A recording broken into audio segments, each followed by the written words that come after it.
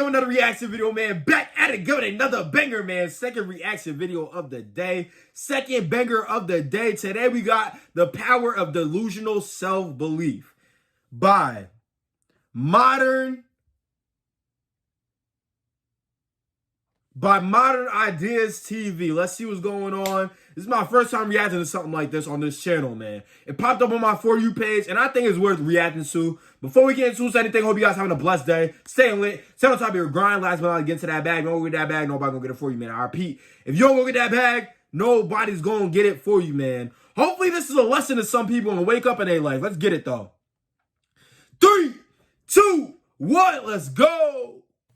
Like everything, man. Because I think right now, if you're new to the channel, what's the champion? If I was to quit rapping and I said I want to go to the NBA, I would be in the NBA. No, you wouldn't. Yes. No, you wouldn't. Yes, I would. No, you wouldn't. Come on, Kanye. Why would you think you could make it to the NBA? Because I Delusional. think I can do anything. And that's what it is. You gotta be delusional about your dreams. I'm an up-and-coming Because at the end of the day, nobody gonna believe you until you start popping. Then all of a sudden, everybody on the wave.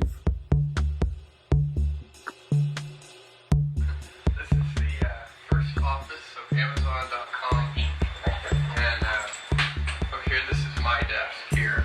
Bill Gates. It really does start in a small space by yourself. And then all of a sudden, boom, ideas start flowing off the wall. Chapter 1, No Dream Too Big, 1945. July 1945. Gunda Haig, with the wind-blown hair, number 200. Breaks the world record for the fastest time to run a mile.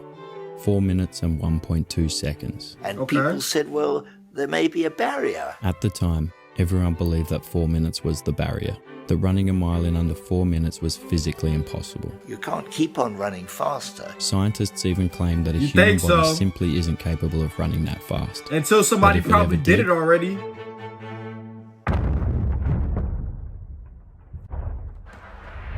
The heart would explode before it even got to the finish line.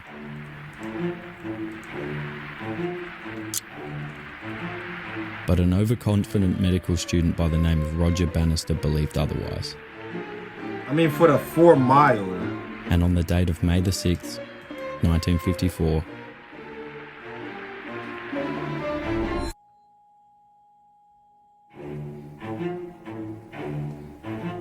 Three minutes and 43 seconds. As a medical student, is the current holder of the mile. If you could run it in 4 minutes for the record of the mile, 2 seconds, then you would find somebody else somewhere who trained a little better, and they could do it. And just shy of 2 months later, 22 more people had followed in Roger's footsteps.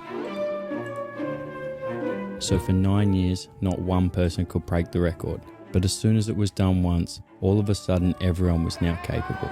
He's got a world record, 3:43. The record because you gotta see it to believe it. And 43 seconds. Pretty far off the impossible barrier of 4 minutes, if you ask me.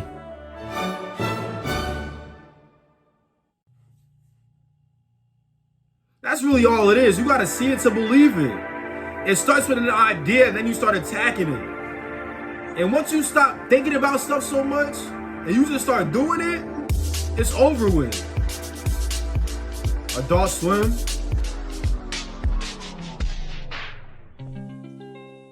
This is a song that I used to hear the old folks sing a long time ago.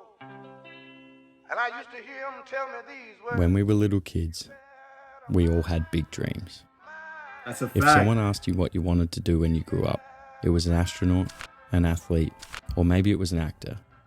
But then when you get to a certain age, you're expected to lower your standards. Told you can't do certain things. And I don't disagree. I think it was opposite for me. Most people shouldn't be chasing a dream. The more I get older, the more I want to chase a crazier dream. Inside of them. And it makes me wonder. When I was younger, I always wanted to be a policeman. That's literally all I wanted to be. When I got older, my dreams just started elevating, like, for real.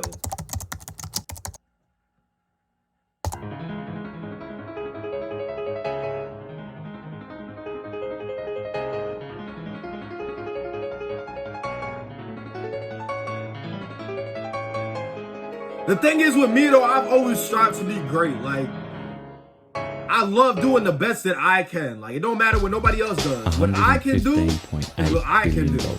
That's how much. You're not about to tell me what I can and can't do. If you That's get the rid of difference. 99%, I'd have 1.3 billion. I'm so sorry. Just Rich. 1% of Bill's money That's is beyond more rich. than 500 times more than the average person will make throughout their entire See, what's- lifetime. And I don't care what you think about him. Bill's a great guy. He's done great things. Is it true that you can leap over a chair from a standing position? It depends on the size of the chair. But I want to take a look at $2.3 million how can a single is human considered being who rich. wasn't handed anything, by the way, make more money than 60 fucking Crazy countries word. combined.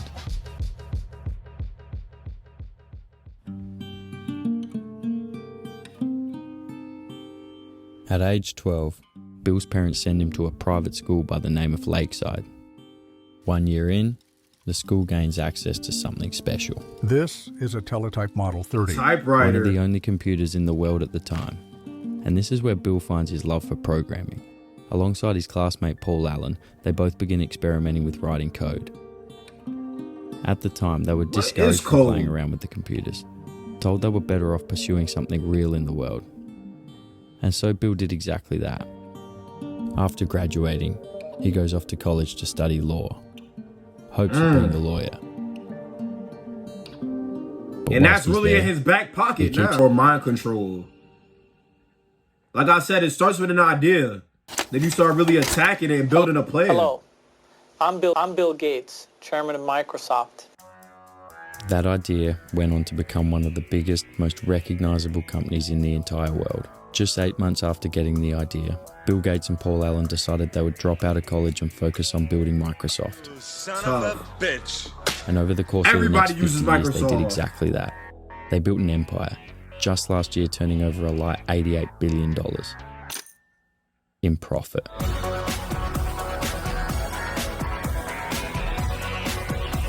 Them boys were loaded. You know how many companies is ran by Microsoft though? Like, it really Now, Bill's bundles story down. is an interesting one, Or dwindles down. because from the outside looking in, we can see how lucky he was. Born into an upper middle class family, access to one of the only computers in the world at the time. The list goes on. But you can't look at that list and blame luck alone for his success. Bro, that's not Sure, luck. Bill had one of the How is that luckiest head luck? starts a human could ever have. But he also built everything himself.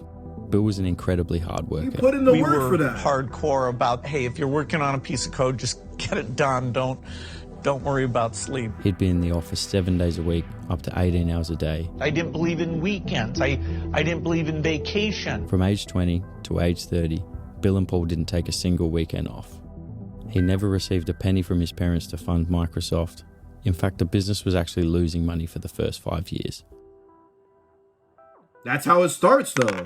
Luck was involved, no doubts about it.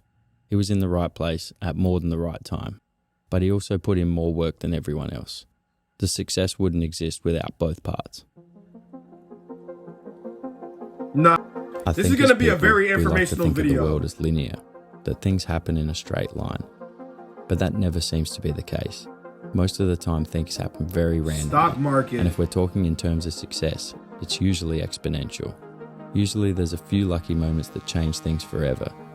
For example, like I said, Microsoft was losing money for the first 5 years. It was only in 1980 when they made a deal with IBM when they got their first breakthrough. They were introduced to millions of computers overnight. People talk about, wow, you've had such success and it's just been so overnight and whatever. Well, whatever Nothing is success I've overnight. got has come after like 8 years of just nothing working out.